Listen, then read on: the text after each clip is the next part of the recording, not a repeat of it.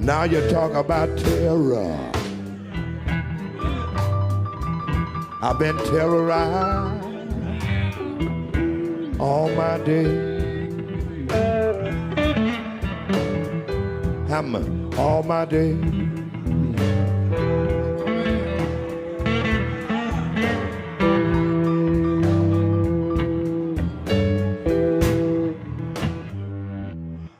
Hi, I'm Chris Edges. Welcome to Days of Revolt. Today we're going to talk about how to confront an electoral system that has been gamed by both of the major parties who are beholden to corporate power.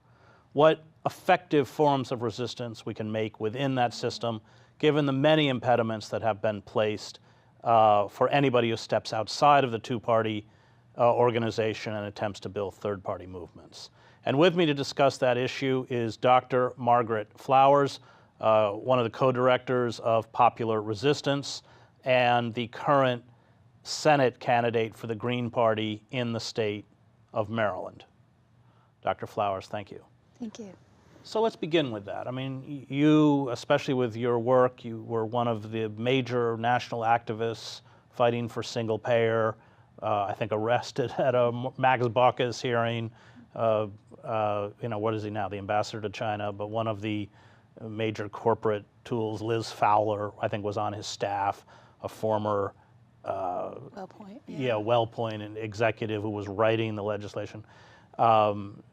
You, as much as anyone, understands all of the mechanisms that have been put in place to make an effective challenge to this two-party duopoly extremely difficult, if not impossible. Why mount a campaign like this? Right. Well, and you know very well that what we're doing right now is continuing to try to build this culture of resistance that we need to have in this country. And the question I've been asking myself for the number of years is, how do we build political power for progressive change? The fundamental struggle that we have right now, as you outlined, is the power of money, of wealth, of giant corporations versus the power of people. And the giant money, we see it in the way it works out in the rigging of the elections and the obstacles to third parties. They fund the candidate, they control the media, they control the nonprofit organizations, but the people, we have a different kind of power, and our power is in being able to organize and build movements, nonviolent movements, and to use resistance strategically to put our issues on the agenda and fight for them. And that's kind of where my focus has been, is building that piece, that movement of movements. But we also need to have people that are inside of the system that are able to work that end of it and really have a platform to speak out about the issues, about the solutions that aren't being talked about. And if by some freak of nature I actually break through the corporate stranglehold on our election system and win, if people really are fed up with the two-party system and ready for change, then that gives us a whole nother avenue of pushing for the change that we need inside of the system. But I think you outlined it. It's that the two parties are so much in control of the agenda.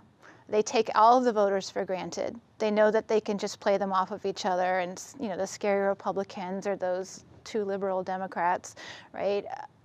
The only way that we make those parties work for their votes is if we challenge them from the outside, and they can't take their voters for granted. So there's a lot of reasons that I'm running, giving people a choice, speaking the truth, speaking about the solutions that need to be talked about, and not allowing those two parties to just take voters. Well, we've also seen in Greece with Syriza and Podemos in Spain that movements need a political expression. Right. But without the movements, that they're useless. They're meaningless. I would have no power.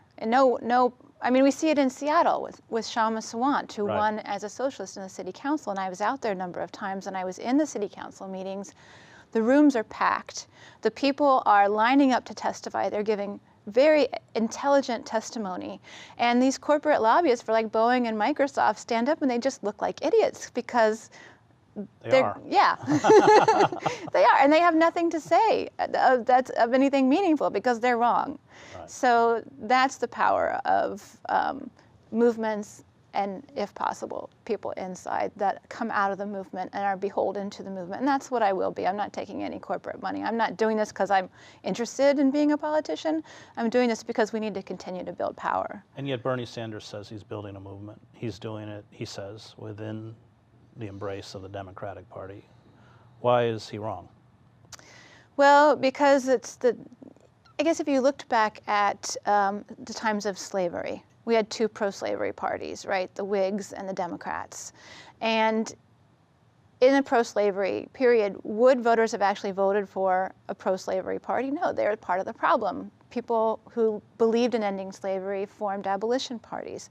It's the same thing now. Our problem is corporate power. We have two corporate parties. We can't challenge corporate power by putting in place more corporate parties. We have to build the alternative to that, and these are parties that are not beholden to that money. So he's actually, I'm concerned that he's giving the Democratic Party legitimacy by running in it.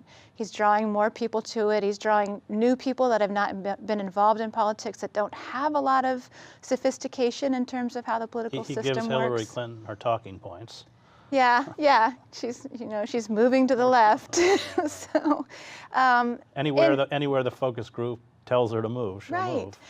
And he had such an opportunity. He has always run outside of the Democratic Party as an independent.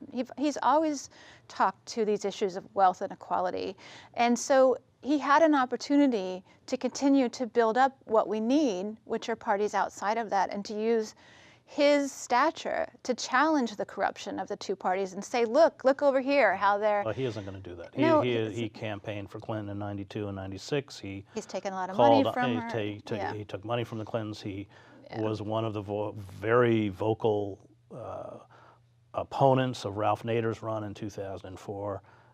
He has seniority. He doesn't want to jeopardize his Senate career, which he knows would happen if he were to defy the party and call the party out and call Clinton out. He'll call her out for her speeches, but he doesn't call the party out. And that's going to be the big question when he loses the primary. Are people going to understand that he lost the primary because of the corruption of the Democratic Party and they need to leave the Democratic Party? He's not losing it because of his message. His message resonates. That's people, and it started before the Occupy movement, but it really came to a head during the Occupy movement, the corruption of money and the wealth inequality. Those are the issues that resonate with people, but it's the corruption of the party that's causing him to lose that nomination. Let's just talk a little bit about your own experience. They have thrown every barrier in front of you that they can throw in front of you. Talk a little bit about what they've done. Even though you don't come out of a powerful party apparatus. Right, yeah, it's interesting. Well, Maryland is one of the many states that has a very rigged kind of political system, so only the two major parties are allowed to have a taxpayer-funded primary. So even though in the Green Party we have a primary like every other party, because I'm not on the ballot during the primary, that's used as a reason to exclude me from candidate forums and from the media. When I do get media like the Baltimore Sun to cover me, the first thing they say is she has no chance of winning. Like they say that, that's, completely opinion, but just to completely undermine the rest of the article about me. And, I've been invited to a forum by a nonprofit organization, which is required by law to invite all of the candidates. And they decided to disinvite me. And I think it's pretty clear it's a What was the reason? Well, it's a Baltimore Jewish Council, which is they've been behind some of the anti-BDS stuff in the state, trying to get legislation to stop the boycott, divestment, sanction movement against Israel, right? Which is the many Palestinian organizations working together very powerfully and nonviolently to end the apartheid. And so they're behind trying to prevent that. And I'm not shy about, my position on Israel and supporting the Palestinians who are fighting, against that power and our power as well. And so they started coming up with excuses like, well, we have too many people invited, so we have to disinvite you. And when I said, how many did they have? They wouldn't answer that. So then they said, well, no, it's because you're not polling 5%. And I said, well, have you polled the Green Party? Because I'm pretty certain that I would have 5%. And then it was, because we can, because you're not in a contested primary and you're not even on the ballot, was how they said it. So, you know, it's a struggle, but at the same time, when I do get a chance to meet with people and talk to them, and I'm getting out there as much as I can, they want to hear the truth, and they know the truth, and they want to hear solutions that aren't being talked about by any of the other candidates. And so we'll see. I mean, we're just going to give this everything that we have. But we're filming this in Baltimore, and Yeah. you actually have a pretty viable Green Party structure in the city, which has a kind of fighting chance. Maybe you can talk a little bit about, I mean, I think when we get down to the local level, within distressed communities where you have a kind of political consciousness, as cities like Chicago do, especially after the police murder of Laquan McDonald. People went out into the streets, they didn't ask for police permits anymore. Right. Rahm Emanuel can't even go to the charter schools without sort of being taunted by the students in Chicago, as he should be. You know, one wonders whether once we get down to the local level, we can be, you know, it's small enough that we can begin to defy these forces to make systematic political change. Right, right. And so that's why Baltimore is so exciting, because Baltimore has been a one-party city since the 1940s. They've elected nothing but Democrats, and yet we have, you know, all of the problems of any other city with wealth inequality, disinvestment in our communities of color, you know, environmental racism and police abuse, you know, and the city giving millions, tens of millions, hundreds of millions to corporations And to tax bring them credits. in, right, and to exploit our workers here. So after the uprising, which there was a lot bubbling below the surface before that uprising for a number of years. I've lived here for 30 years, and you could see that there was something going on. People are looking for something different. And so the Baltimore Green Party has really grown and has, you know, new office space, and new people are coming to every meeting. We're having to, you know, twice now we've had to move our location because of so many people are coming. We have a number of good You have candidates. a very strong mayoral candidate. We have 3 candidates for mayor, which is amazing, in the Green primary, and one of them is a very impressive young man, Joshua Harris. And so I think that we do have an opportunity. And it's interesting because if you look at people like Chavez in Venezuela, who came out of a movement, he won by drawing out people that had never voted before, that had never had any reason to vote. And I think when we put forth these candidates like Joshua Harris and others who are come out of activism and are speaking the truth, and people understand that, it will mobilize them. And so it'll be really interesting to see what we can do Is here. that how radical political change is going to come from, in essence, not out of Manhattan, which is now the playground of hedge fund managers, but out of cities like Baltimore, do you think? I hope so. I mean, if we could win in some of these cities, and I think you see what's happening in Seattle with the changes there, you know, it's always a struggle because you still have, you know, the system is pretty entrenched. But if we could start to build these changes at the municipal level and really create tangible change and show that there are other models that work, that can lift people up and reduce wealth inequality, which would go towards a large part of reducing the violence that we see in our communities, that's where we have probably the most power, is at that level. What are you, in terms of your party, in terms of your platform as a senatorial candidate, what are you saying that the other 2 parties are not saying? Well, I mean, there's a number of areas. If you look at the climate crisis, which is, you know, pretty stark right now, we're seeing scientists say that we're entering a new phase with the warming is starting to rise faster, that the feedback loops that they had expected are coming into play. The feedback loops are the ocean, Right, which cools the planet, right, circulates. We're losing the Arctic ice at a faster rate, and that prevents the reflection of a lot of the heat that normally gets reflected back into space, and so it's kind of starting to accelerate the crisis.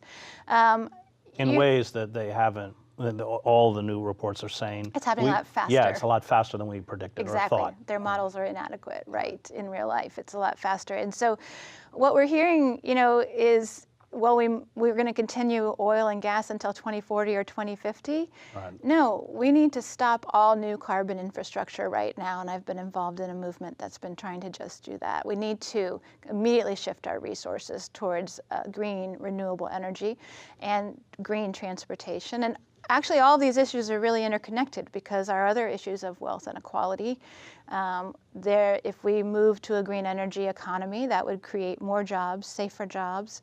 Also talking about how do we end poverty right now, and an idea that was completely mainstream in the 1970s of a basic guaranteed income, both McGovern and Nixon ran on it.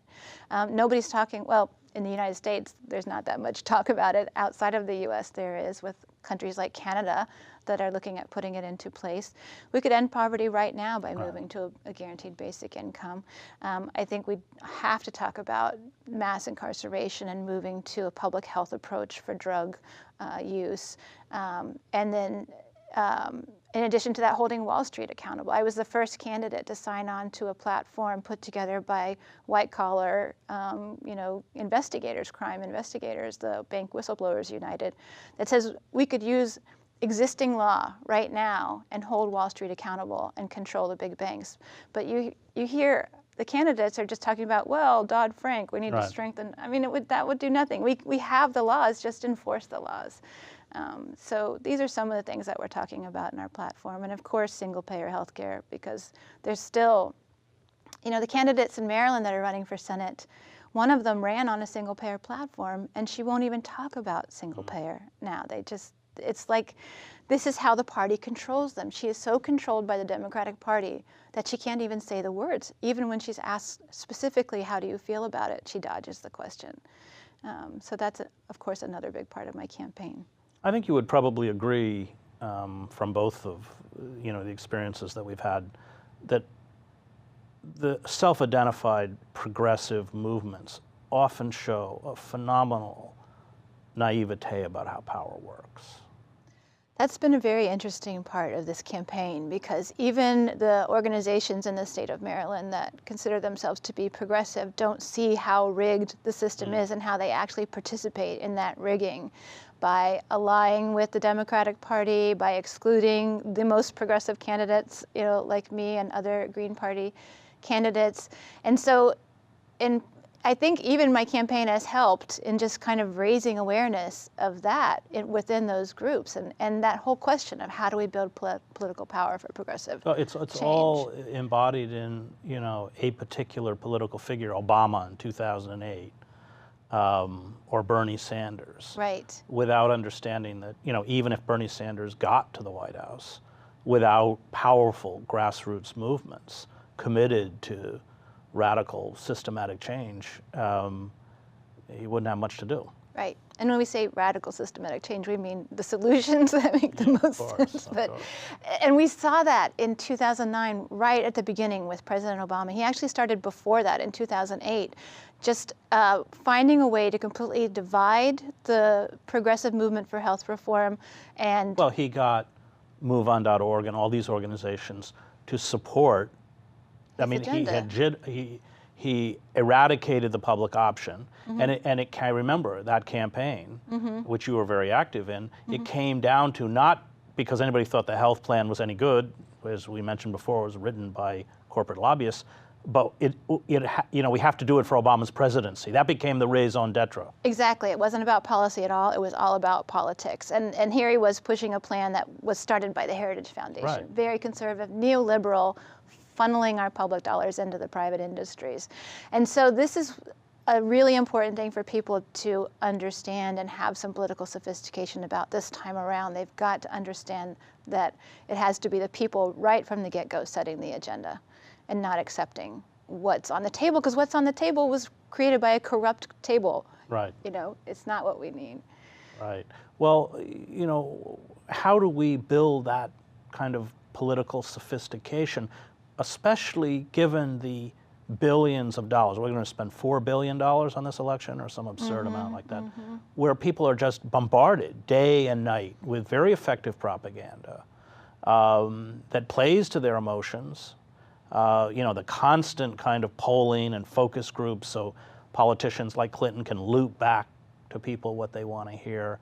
How do we re-engage the public in a discussion about the actual structures of power? It's the same thing that we always do, and it's the responsibility of activists and people, journalists and people who do understand the power, that we have to person to person, group to group, writing, using social media to spread our message. When the Trans-Pacific Partnership Agreement was first negotiated, it was done through a media blackout, and it was the movement using our skills of doing teach-ins, visibility actions, and social media to spread the word that we overcame that media blackout. So we can do it. It's the way that social transformation has always happened. It's almost person by person, anyways. Right. Living room to living room, you know. Well, it looks like we're probably going to, you know, barring some exceptional circumstance, see Trump and Clinton as the two candidates. Trump, of course, is a frightening figure. They'll get to play. So is Clinton. So is Clinton, but they'll play that least worst card. And he's an overt racist.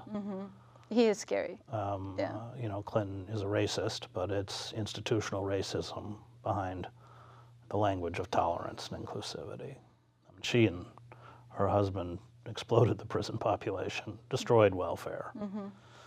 And brought in the free trade models, NAFTA, right, that destroyed communities throughout the U.S. What happens the day after the election? Well, I think that's a really important conversation that we need to be having right now throughout the United States, because really the majority of our power comes from popular power, from organized people setting the agenda, not allowing the agenda to be set for them, but saying, this is what we know we need, and this is what we're going to demand that you do. So I think that one opportunity that we really have to jumpstart that, because from day one, we need to be out there pressuring. We can't allow them to have any. I mean, we know what they're going to do. What does that look like? Right? Tell me what that looks like. So I think the Trans-Pacific Partnership is a huge opportunity. And explain what that is. So that's an international agreement, a treaty that's been negotiated for the past 5 years. It was negotiated in secret. Congress didn't have much access to it, but hundreds of corporate lawyers were able to shape the language. So basically it gives them a lot of the changes that they wanted to get through Congress but couldn't get through. Such as, like, so undermining, you know, food safety laws, being able to control the patents for pharmaceuticals so that they're extended much longer so they can keep the prices high, no like labor protections, no environmental protections, loosening, deregulating finance so that it has even more ability to move about about the world. They have the right. And isn't the idea or the conventional thinking that it'll be the lame duck Congress that may attempt to try and ram this through if we can't stop it? Right. This movement of movements, because this agreement impacts so many different areas, people have come together and have been fighting it. And this has been Obama. He started this in 2009, and he thought he was going to get this done. And it looks like he might not even succeed by the end of his presidency. That's because of this strong movement of movements right now that has been protesting, pressuring members of Congress. So when the lame duck comes, we really have to be prepared right after the election to not even make it politically possible for them to introduce it during the lame duck. So we need to be in our members of Congress's offices, in the streets, organizing and saying, no, we will not allow you to bring this to a vote in Congress. And then we need to continue after that to say, no more fossil fuel. We want health care for everyone. End the for-profit prisons. We just really have to be out there demanding what it is that we need for our communities, and very visibly, and very, people say that politics is the art of compromise, but Gandhi said you can't compromise on the fundamentals because it's all give and no take, and that has got to be our position. We're going to define the agenda that we need. We're going to insist that you do it, whoever is in office. Well, politics is a game of fear. Right. They seek to paralyze us by making us afraid, and we have to paralyze them by making them afraid. Absolutely. And the example of that would be Chicago after Laquan McDonald was murdered. Something broke. I mean, day after day. And people were rising up. And they've, in many ways, you could argue, kind of begun to take back that city, but not through the normal electoral process. Right, and joining together. I mean, it's teachers coming out into the street as well. It wasn't, and that's what you have to have. Every issue that we talk about is connected, and we can't work on one and think that we're going to solve the problem if we just solve that one. So this intersectionality, this understanding that connectedness and working together is fundamental. Well, it's all the tentacles of corporate power right. from our schools to our healthcare system to the defense industry to the mass incarceration, prison industrial complex to the media and everywhere else. And then we've got to wrest it back. We've got to take it back into our hands. Thank you, Dr. Flowers. Thank you. And thank you for watching Days of Revolt.